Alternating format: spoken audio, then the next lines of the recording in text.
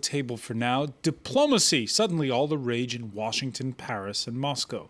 Meetings like the one between the Russian and French foreign ministers on Tuesday grabbing attention. In fact, there's growing anticipation that talks could get even more interesting next week when the world converges on its most famous talk shop, the United Nations in New York.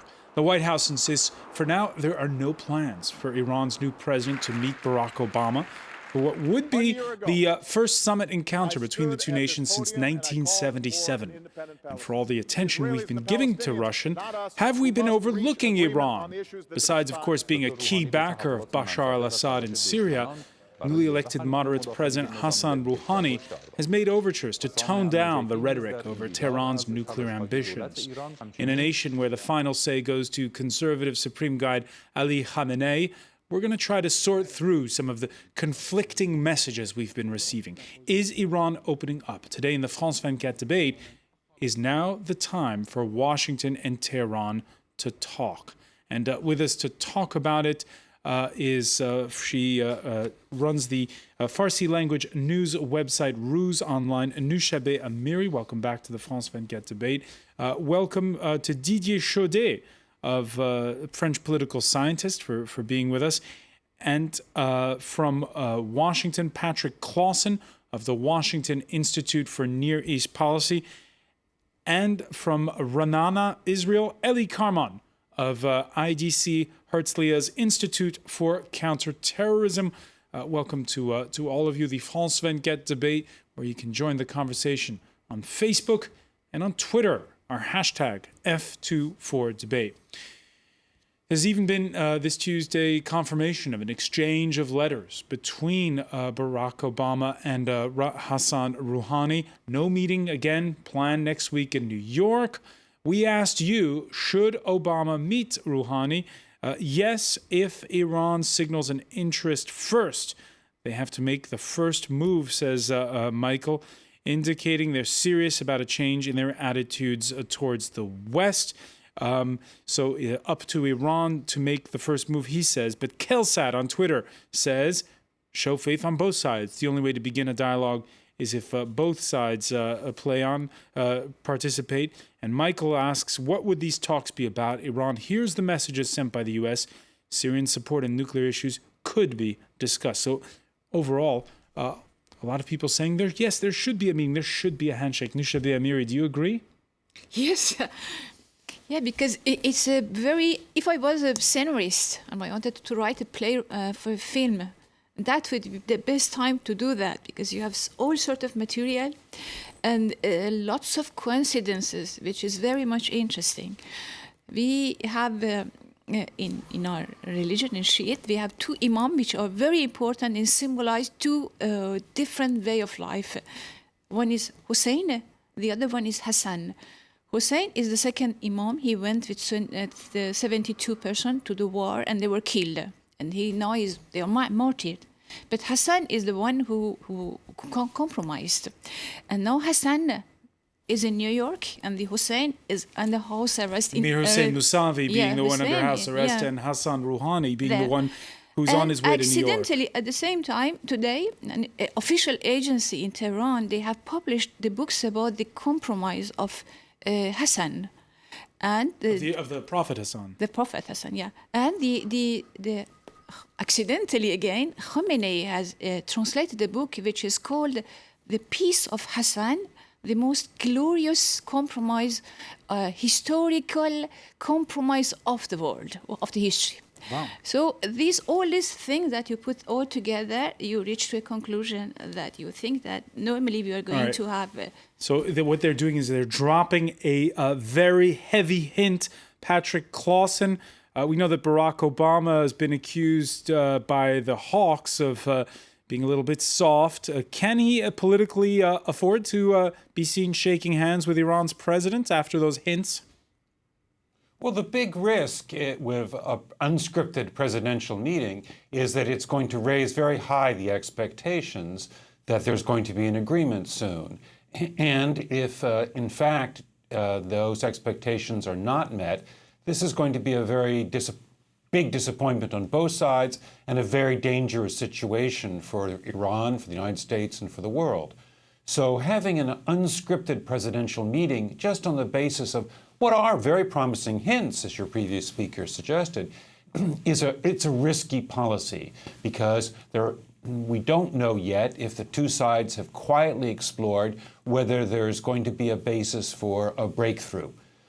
Certainly Rouhani wants a deal. That's a big difference from Ahmadinejad, who couldn't care less about a deal with the U.S. And many people around Ahmadinejad were even more dismissive of a deal, whereas Rouhani is quite interested in a deal. But we don't know if the terms that Iran's going to be prepared to accept will meet the requirements of the P5+1. Indeed, France has been the one that's been insisting on the toughest terms in those negotiations. All right, and laying the groundwork perhaps for what's to come, Barack Obama granted a Sunday morning interview with ABC television in which he said the Iranians understand that the nuclear issue is a far larger issue for us than the chemical weapons one. The threat against Israel that a nuclear Iran poses is much closer to our core interests. My suspicion is that the Iranians recognize they shouldn't draw a lesson that we haven't struck to think we won't strike Iran. On the other hand, what they should draw from this lesson is that there is the potential of resolving these issues diplomatically. Eli KARMON, do you agree there is the potential to resolve these issues diplomatically? Good evening. I think that it is not possible to make a meeting between President Obama and President Rouhani if there is not already serious agreement between the two sides. Otherwise, it will be a catastrophe, I think. I agree that this would be a catastrophe for the two sides, the United States, the president, and the Iranian president. And I think that the exchange of letters that we know about it now, it is not sufficient. At least if this is the only exchange of letters that happened in reality and not kind of agreement, it seems that the agreement on the Syrian, Russian-Syrian plan also was a kind of agreement between Obama and Putin, and then between Lavrov and Secretary of State Kerry. So I think the issues are so difficult. The mistrust between the two sides historically is so deep that I don't think that such a meeting is possible now. But perhaps there will be surprises. All right, so we have, let's see, I'm counting up the numbers here. What we can say, Didier, CHAUDET, two people think too risky to have this handshake now. Nooshabeh says go for it. What do you think? I think the question is not the handshake. The question is the point of view of which side. Are they really eager to discuss? And one of the people... It's a symbol. Symbols matter. Symbols matter, but more importantly, the intentions of each side matter. And the intention of the stronger one is what matters the most in any diplomatic game. So will the US really eager to want to talk to Iran? Do they want to have some sort of Nixonian deal? After all, Nixon and Kissinger went to see Mao Zedong, the China of Mao Zedong, and struck a deal. The regime of Mao Zedong was much, much worse than anything anybody can say about the Iranian regime. Being a realist myself, I don't care that much about the regime, much more about diplomatic realities.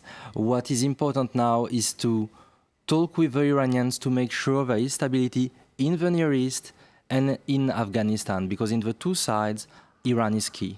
All right, so we have Didier weighing in there. Now, between having a handshake and not having a handshake, there's a third way.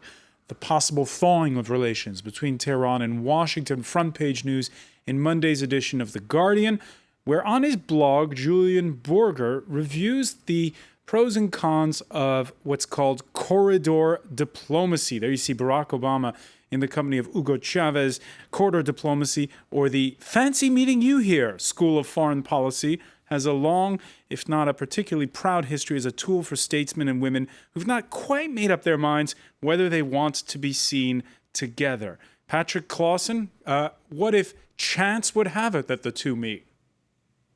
Well, 15 years ago, then-President Bill Clinton spent 45 minutes pacing in the basement of the United Nations waiting for what was supposed to be an accidental meeting with then Iranian President Khatami. Khatami never showed up. And that left a very bad taste in the mouth of the Clinton administration and indeed of U.S. officials generally. So while corridor meetings, as you say, has a long history, the United States is not going to want to go through this again. And they'll want to have some indication that, in fact, if there's going to be a corridor meeting arranged, that Rouhani will actually show up. All right, an important history lesson there. The exchange of letters that we've been talking about is also in the context of Ban Ki-moon's #2 in charge of political affairs, traveling to Tehran last month. American Jeffrey Feltman, who happens to be Obama's former Assistant Secretary of State in charge of Near East affairs. Now, let me ask you this question, Patrick CLAWSON. Okay, he's got his UN hat, Jeffrey Feltman, when he went in August to Tehran. But do you think that he did go, not bringing those messages in person when we're talking about the exchange of letters, and that there may be more than just a congratulatory message for the new president of Iran? Well, certainly the Iranian press referred to Mr. Feltman repeatedly as a senior U.S. official. And Mr. Feltman had been very involved in the Iran file when he was working for the Obama administration. And there was a long tradition of UN officials informing other countries about the course of their discussions. So I would assume that, in fact, Mr. Feltman came to Washington and informed the Obama administration in some detail before he went about what he planned to say, and after he came back about what he said and what the Iranians said to him. So we can presume from all this that we're beyond the point of just breaking the ice. Correct. But the question is, how much further can we go? I mean, we're supposed to have these P5+1 negotiations, and it's disappointing that the Iranians have still not officially named who is the negotiating partner. And so Lady Ashton has not yet been able to schedule a meeting of the P5+1 with Iran. On that point, when he sat down with the UN Secretary General last Friday, France 24's Mark Perlman asked Ban Ki-moon, the UN Secretary General, whether sanctions against Iran over its nuclear program are still very much on the table. And it's important for Iranians to comply fully with all Security Council resolutions to prove that they are genuinely sincere. Since this is a due government, a due president, so I think we need to give some time for them to prove themselves. A dual government, a dual president, I guess what he's referring to is the fact that you've got on the one hand the elected president, and on the other hand you have the senior clerics. Exactly. Is there a battle right now inside of Iran between the moderates and the conservatives? Because I've heard some Iranians say, well, actually, it's all stage managed and everything's coming from above. Do you think there is a battle, though? There is a battle everywhere. Even everywhere, imagine. But first of all, I'd like to say that we shouldn't reduce the policy of Islamic Republic to Hassan Rouhani or Ahmadinejad. It's Khomeini. This is the one who has decided. He has tried so many different ways. He has sent different soldiers, and they have done all sorts of tactique and strategy, and sometimes they have threatening, sometimes they have asked for negotiation, and he has not said anything, just he is in the back of the sand, and sometimes he approves somebody and sometimes disapproves the other one. But Khamenei also is backed by different groups. Inside his office, there are so many different tendencies. Those who are close to the Sepah, to the Revolutionary Guard, to the clergies, to the different clergies, because we don't have the same clergies. They don't have different. Wait, just to give an example on all that, on Monday, the new president, Hassan Rouhani, he went to see the Revolutionary Guards, and he told them effectively, we can call up perhaps his comments, he told them effectively to stay out of politics.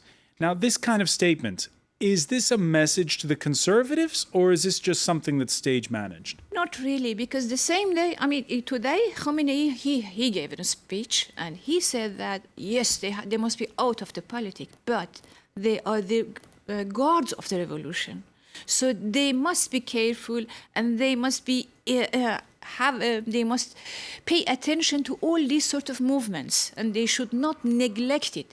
The question of power in Iran is not solved at all. So every in each office, even in a little office in a very far city, you can see that this battle is going on. Here is the result. Didier CHAUDET, is there a battle going on between the conservatives and the more moderates inside of Iran right now? It has always been the case, and each time we say that one of the faction is out, in fact, it's coming back in. It is very interesting to see that Khamenei has been closer to the conservative during the time of Khatami, and then he came closer to the people who were more reformist-like during the time of Ahmedinejad. So he has been playing different groups with one another.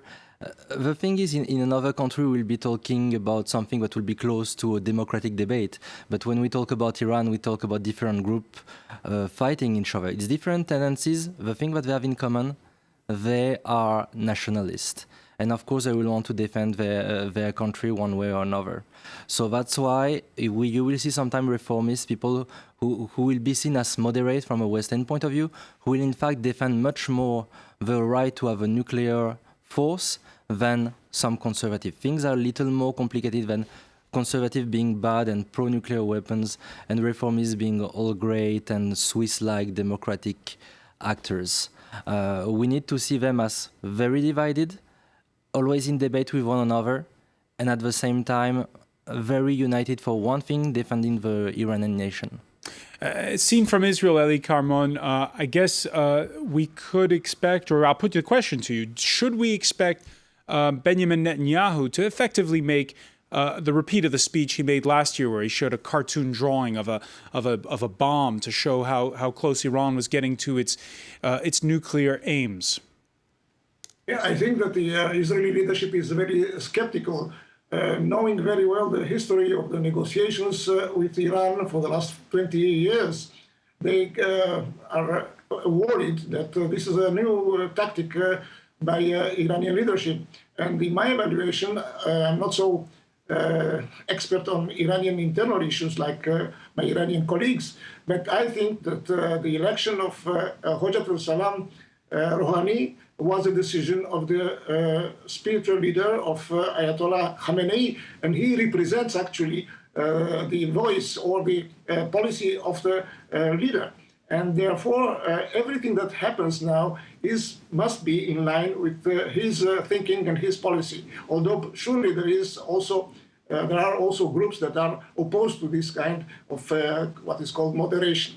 But clearly, the Israeli leadership will be very, very attentive, very cautious to see if this is a real opening, a real change, or it's a new maneuver, because I must... real change or a new maneuver. Eli, we're going to pick up on that point when we come back. We have to take a quick break. This is the France 24 debate.